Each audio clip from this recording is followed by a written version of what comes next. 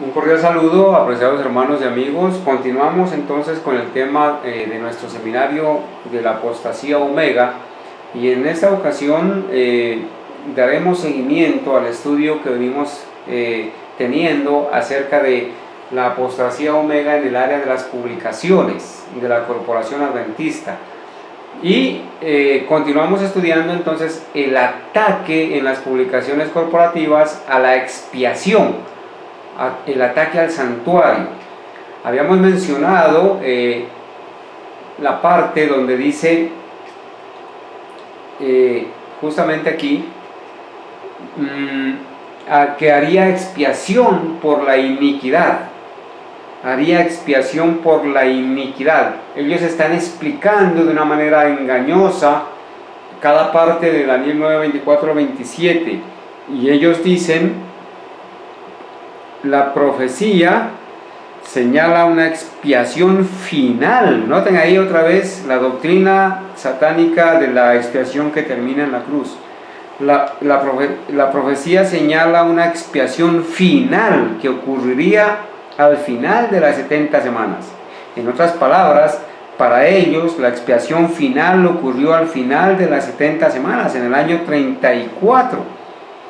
Y dice ahí: la muerte de Cristo a la mitad de la semana proveyó expiación para todas las épocas.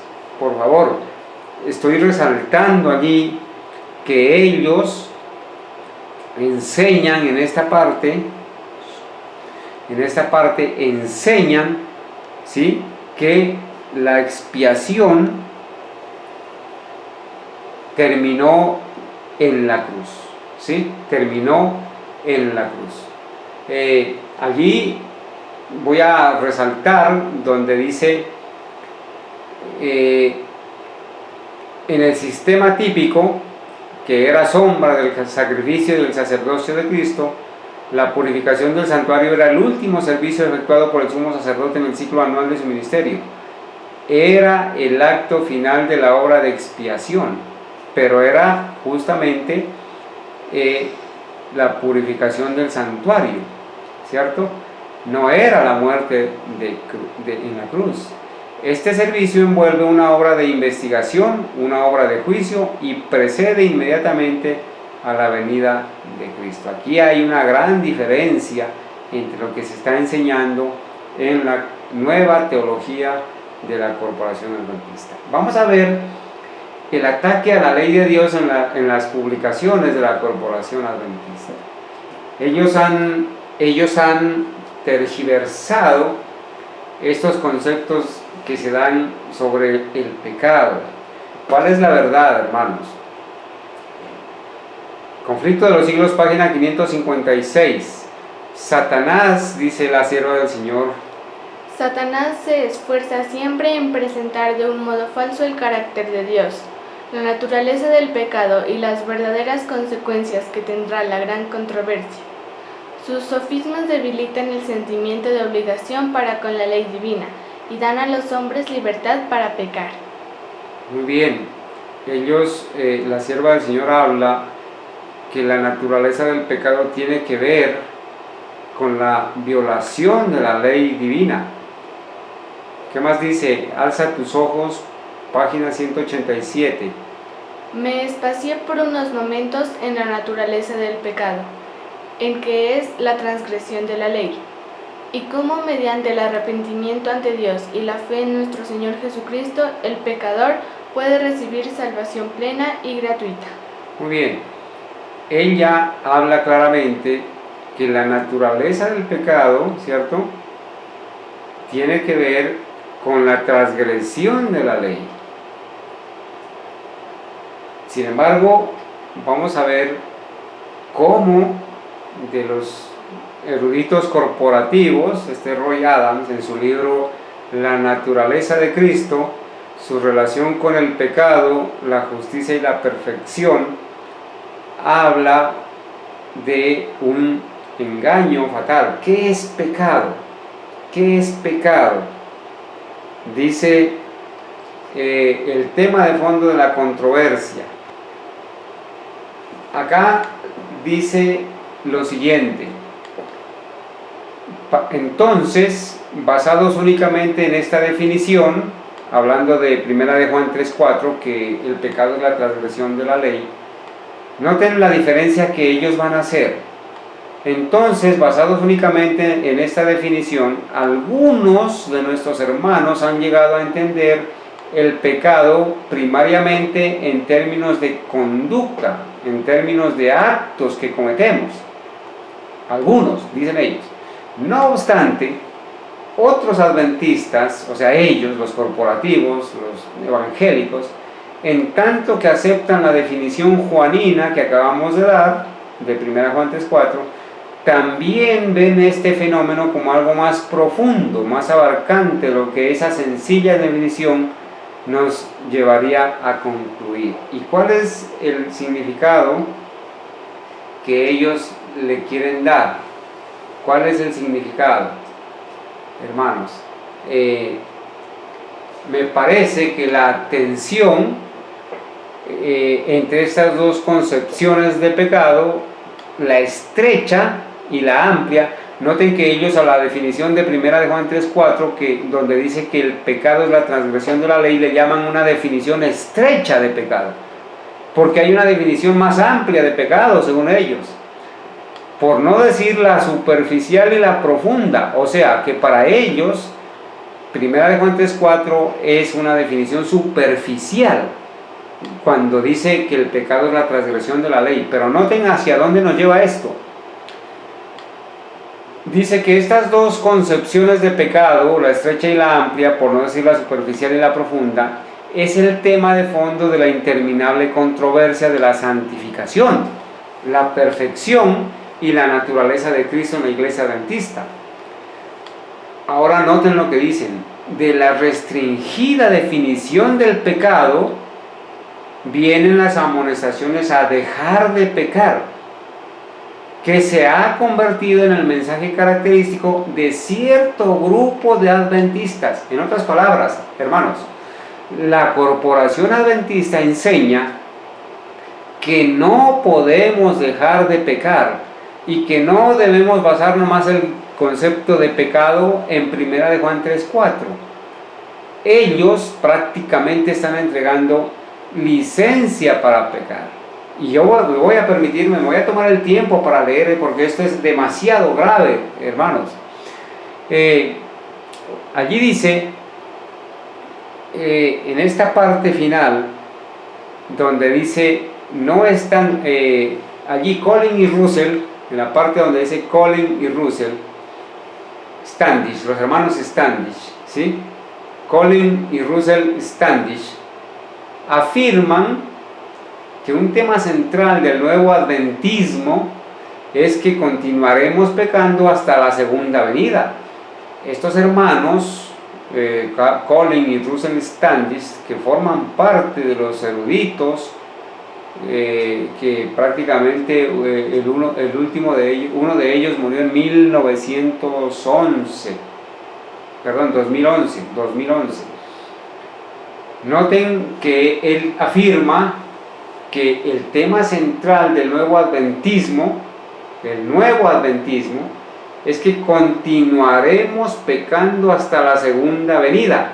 Acá habían dicho que ese grupo, esa definición estrecha, es de los adventistas que enseñamos a dejar de pecar, ¿cierto? Y que ese dejar de pecar es un mensaje característico de cierto grupo de adventistas. O sea, los que realmente creemos en la santificación, en la perfección cristiana, en el carácter que debemos desarrollar antes de que el Señor venga. Pero este dejar de pecar, o el continuaremos pecando hasta la segunda venida, dicen los hermanos Standish, pero no es así. Cristo demostró más allá de toda disputa que la impecabilidad en esta vida no es una quimera cuando el hombre está bajo el poder del Espíritu Santo que mora en su corazón. Apreciados hermanos y amigos, la corporación adventista, al enseñar que Cristo tomó la naturaleza no caída de Adán, que nació inmaculado, también está enseñando que nosotros nacemos con el pecado original, y como nacemos con el pecado original, así nos quedamos y así nos vamos a quedar. No podremos dejar de pecar hasta que Cristo venga. Por lo tanto, el tiempo de gracia, hermanos, se va a cerrar siendo pecadores, y los que sigan pecando se van a perder. Eso dicen las Sagradas Escrituras. Por eso, hermanos, dice en la revista Our Fundación, presenta este tema artículo tras artículo. Algunos predicadores nos dicen, afirma Ron Spear, que seguiremos pecando y confesando. Miren, seguiremos pecando y confesando es la misma estrategia de los romanos, católicos, apostólicos y los evangélicos.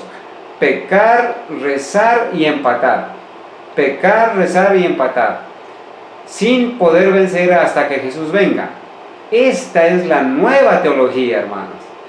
Razona. Pero de acuerdo con el plan de redención, el Espíritu Santo da poder al alma arrepentida para mantenerla sin pecar. Hermanos, allí dice que los adventistas no deberíamos tener problema con 1 Juan 3:4. El pecado realmente es la transgresión de la ley, pero tampoco deberíamos tener dificultad con las definiciones más complejas de pecado que encontramos en el resto de las Escrituras. En otras palabras, aceptemos 1 Juan 3:4, dicen los corporativos, pero no podemos dejar de pecar porque el pecado abarca mucho más que eso. ¡Qué tristeza! Muy bien, vamos a ver ahora el ataque al mensaje del segundo ángel. En este mensaje del segundo ángel se repite, ha caído Babilonia. ¿Sí? La caída de Babilonia. Y nosotros sabemos a qué se refiere cuando pasa esto, pero tristemente en estos libros ecuménicos,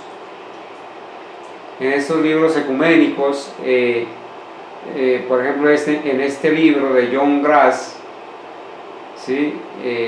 Se enseña, aquí vemos que este libro fue escrito en honor a Bert Bibich, ¿sí? Este Bert Bibich fue el que le llevó el medallón de oro al Papa Pablo VI, el que llevó de vuelta a la Corporación Adventista a Roma. Y se habla en este libro vez tras vez, aquí hay prácticamente un listado de católicos. Aquí está Walter Casper del Vaticano, aquí está John Grass, aquí hay otro grupo de adventistas que comulgaban con Bert Bibich en el ecumenismo, y por eso aquí hablan de las relaciones ecuménicas. De eso vamos a tener tiempo para hablar en un capítulo aparte en este seminario. El ataque al mensaje del tercer ángel, el ataque a la bestia. Vamos a continuar ampliando un poquito acerca de esto. Aquí pues también debemos decir que en este aspecto estaremos mencionando en una posteridad justamente, y ya lo hemos dicho también, cómo se ha cambiado la definición de lo que es el anticristo y de lo que es la bestia. Este libro, apreciados hermanos, los que lo consigan en inglés, está en inglés. En este libro se hace escrito en el 2005 en honor a Bert Bibich, el adventista que llevó de vuelta a Roma a la Corporación Adventista. Hay un listado de autores ecuménicos, ¿cierto? Aquí está Walter Casper, que es prácticamente el delegado de la Iglesia Católica, ¿cierto? El presidente del Concilio Vaticano para la promoción de la unidad cristiana, ¿cierto? Y aquí vamos a ver otro tipo de autores como luteranos, ¿cierto? Aquí dice de la Iglesia Luterana, la Federación Luterana. Muy bien, vamos a avanzar entonces, apreciados hermanos. Esta es una literatura que está en inglés. Queremos mostrarles que este señor que mencionamos aquí y que lo volvemos a mencionar, Bert Bibich, fue la persona que, siendo el director de Libertad Religiosa en su momento, fue quien llevó de vuelta a la Corporación Adventista a Roma. Y este documento lo podemos encontrar aquí, está el link, ¿sí? Archivos Adventistas, está fechado y dice prácticamente en ese medallón de oro, miren esta imagen de un Cristo católico, hermanos, ¿cierto? Estas imágenes las vemos nosotros en los vitrales de la Iglesia Católica, ¿sí? Aquí dice Iglesia Adventista del Séptimo Día. Es un medallón de oro que le fue llevado de regalo. Cuando hablemos de ecumenismo vamos a hablar de esos detalles, ¿cierto? Le fue llevado al Papa Pablo VI, al Papa Pablo VI. Aquí tenemos una carta que en ese entonces les fue dirigida a los asistentes en 1977, cuando fue llevada justamente esta medalla de oro a los participantes en la conferencia de las familias confesionales mundiales. Miren que este es el discurso del Santo Padre Pablo VI, le llaman ellos, el Papa Pablo VI, ¿cierto? Y entre estos participantes estaban los adventistas, la corporación, miércoles 18 de mayo de 1977. Y noten lo que les dice. Vamos a leer esta carta, aunque vuelvo y les digo, entraremos en detalle, pero vamos a leer esta carta ecuménica. Dice: queridos hermanos en Cristo, es un gozo para nosotros hoy recibir a tan importante grupo y darles la bienvenida a la sede de Pedro en el Vaticano. Por medio de ustedes nosotros saludamos a representantes de una porción considerable del pueblo cristiano, y a través de ustedes les enviamos nuestros saludos de gracia y paz en el Señor a sus familias confesionales. Esto es ecumenismo, hermanos. Estamos contentos, claro, Satanás se regocija de tenerlos ahí reunidos. Estamos contentos de darle expresión en su presencia a nuestra fe común en Jesucristo. Esto lo está diciendo el Papa Pablo VI a todos los que asistieron allí, entre ellos Berbevich, representando a la Corporación Adventista, a nuestra fe común en Jesucristo, el Hijo de Dios. Y noten lo que dice: y el único mediador con el Padre. O sea que les están dando caramelo, les están endulzando los oídos, diciéndoles que Jesucristo es el único mediador con el Padre, cuando ellos ponen de mediadora a María, a los santos difuntos, que no son otra cosa que demonios, espíritus de demonios. Al único mediador con el Padre, el Salvador del mundo. Y noten lo que dice: sí, hermanos, como el apóstol Pedro, nosotros proclamamos que no hay salvación en nadie más, porque no hay otro nombre bajo el cielo dado a los hombres en el cual podamos ser salvos, citando Hechos 4:12. Miren de fácil cómo los atraparon, ¿cierto? Pero en la realidad es otra cosa. En lo que respecta a la Iglesia Católica, está comprometida solemnemente por el Segundo Concilio Vaticano a un ecumenismo basado en una creciente fidelidad a Cristo el Señor y a la conversión del corazón. Al mismo tiempo, la Iglesia Católica se da cuenta que nada es tan ajeno al ecumenismo como un falso acercamiento conciliatorio. Y vuelvo aquí a hacer énfasis, palabras de Pablo VI, el Papa Pablo VI en 1977, reforzada por el poder de la palabra de Dios, vamos entonces, a pesar de todos los obstáculos, a perseguir la meta. ¿Cuál es la meta que desde esa época, desde el Concilio Vaticano II, se ha propuesto el sistema romano, la Iglesia Católica Romana y sus hijas? ¿Cuál es la meta? Perseguir la meta de la completa unidad en Cristo y en la Iglesia. Apreciados hermanos y amigos, esto sucedió en 1977, hace más de 30 años, y prácticamente la meta está cumplida, porque ya los protestantes renunciaron a su condición de protestantes y ahora todos están unidos a la ramera. Muy bien, vamos a continuar. Aquí hay un libro de este autor, Walter Beach, El credo que cambió al mundo, hablando precisamente de estas publicaciones en donde aparece el ecumenismo y todo ese evangelio falso que proviene de preguntas sobre doctrina.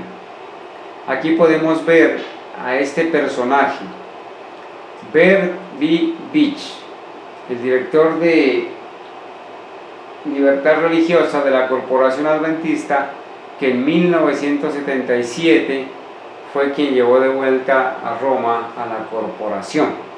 Aquí vemos las imágenes en la audiencia papal, saludándole al Papa Pablo VI, entregándole la medalla de oro y posando con sus compañeros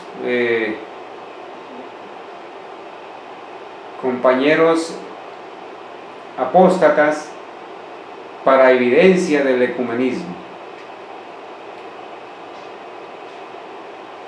Aquí vamos a leer en mensajes selectos, apreciados hermanos, la manera como Dios considera el poder papal. La sierva del Señor, la profeta de Dios, dijo: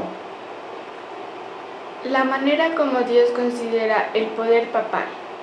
Por la manera como tratan su palabra, los papas se han exaltado ellos mismos sobre el Dios de los cielos. Esta es la razón por la cual en la profecía el poder papal es señalado como el hombre de pecado. Satanás es el originador de pecado. El poder que él, Satanás, usa para alterar los santos preceptos de Dios es el hombre de pecado. Bajo la dirección especial de Satanás, el poder papal ha hecho esta misma obra. A pesar de que aquellos que pretenden ser los líderes del papado pronuncian tener gran amor por Dios, él los considera como aquellos que lo aborrecen. Ellos han cambiado la verdad de Dios en mentira. Han socavado los mandamientos de Dios y los han colocado en lugar de las tradiciones humanas. Este es el trabajo de Satanás, y apartará al mundo religioso de Dios, quien declara: yo soy el Señor, tu Dios celoso, que visito la iniquidad de los padres sobre los hijos, hasta la tercera y cuarta generación de los que me aborrecen. Dios cumplirá esta palabra. Así es, apreciados hermanos. Esto le llamamos apostasía omega. Ampliaremos este tema cuando tratemos el tema del ecumenismo. Cómo estos dirigentes han entrado en apostasía al unirse al papado y al homenajearlo. ¿Sí? Vamos a seguir leyendo las palabras de la profeta de Dios. Los que poseen la verdad como ha sido revelada por Jesús no deben aprobar, ni aun con su silencio, la obra del ministerio de iniquidad. Que nunca dejen de hacer resonar la nota de alarma. Que la educación y la instrucción de los miembros de nuestras iglesias sean de tal naturaleza que los niños y los jóvenes comprendan que no han de hacerse concesiones a este poder, el hombre de pecado. Todos necesitan sabiduría para investigar cuidadosamente el misterio de iniquidad, que figura en forma tan destacada en las postrimerías de la historia de esta tierra.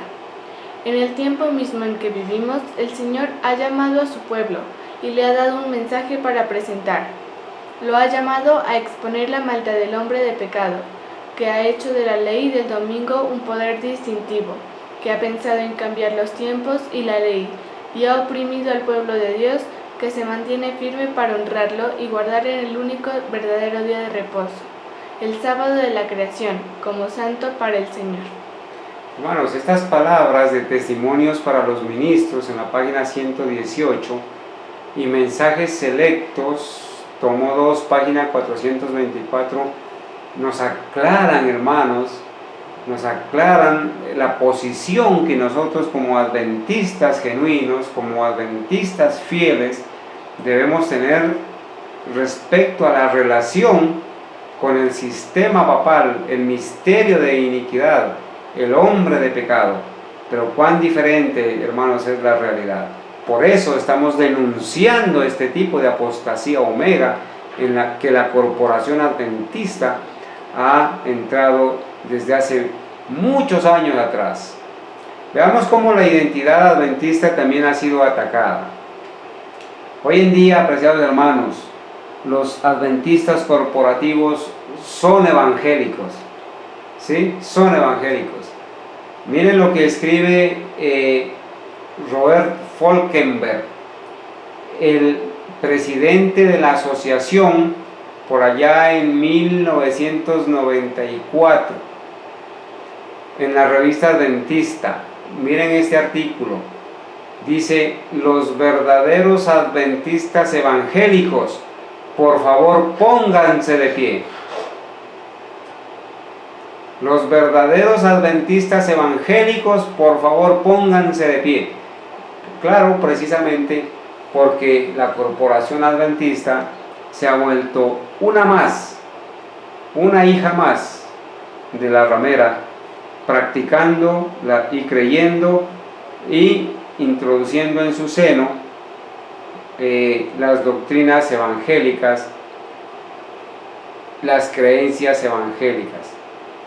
Vamos a ver en las publicaciones cómo el domingo está siendo sutilmente, bueno, y descaradamente también, introducido en la mente de las personas.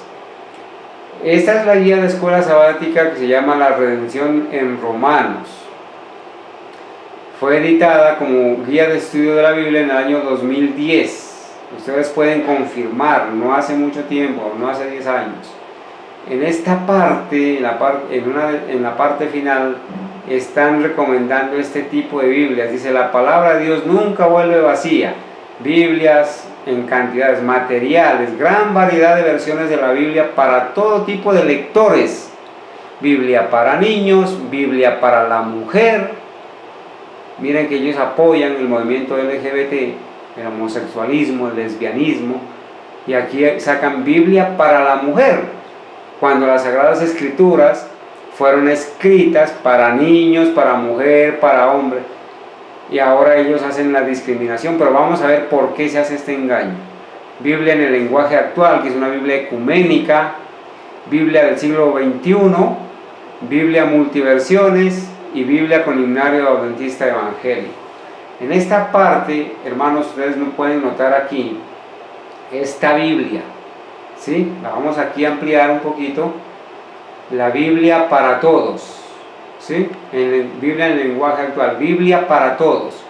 Esta Biblia está siendo recomendada en las publicaciones adventistas, y muchos la están utilizando, y está recomendada en los folletos de escuela sabática, en las guías de estudio, en la revista del anciano.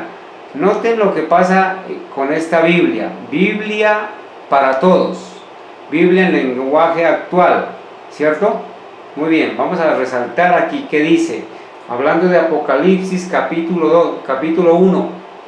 Apocalipsis capítulo 1. Nosotros sabemos la experiencia que tuvo el apóstol Juan cuando recibió la visión del Señor allá en la isla de Patmos. Yo Juan, dice, yo Juan soy su hermano en Cristo. Estoy leyendo de esta versión Biblia para todos, una versión satánica, hermanos, que la corporación adventista está recomendando y está vendiendo en sus librerías, y recomiendan las publicaciones de las revistas y de las guías de escuela sabática. Dice: yo Juan soy su hermano en Cristo, pues ustedes y yo confiamos en Él, y por confiar en Él pertenezco al reino de Dios. Bueno, aquí viene hablando sobre la visión. Noten lo que dice el versículo, en la parte final del versículo 10, en el versículo 10. Pero un domingo quedé bajo el poder del Espíritu Santo. Entonces escuché detrás de mí una voz muy fuerte que sonaba como una trompeta, y esta voz me dijo: escribe en un libro lo que ves y envíalo a las 7 iglesias de la provincia de Asia, es decir, a las iglesias de Éfeso, Esmirna, Pérgamo, Tiatira, Sardis, Filadelfia y la Odisea. Mis hermanos, qué terrible que allí diga que un domingo, dice el versículo 10, pero un domingo, cuando dice la Biblia original, dice, yo estaba en el día del Señor. Y noten el engaño tan descarado, hermanos, lo tengo que decir así, excúsenme en la expresión, pero esta apostasía omega en las publicaciones ha llegado hasta tal punto de presentar este tipo de Biblias, pero un domingo que bajo el poder del Espíritu.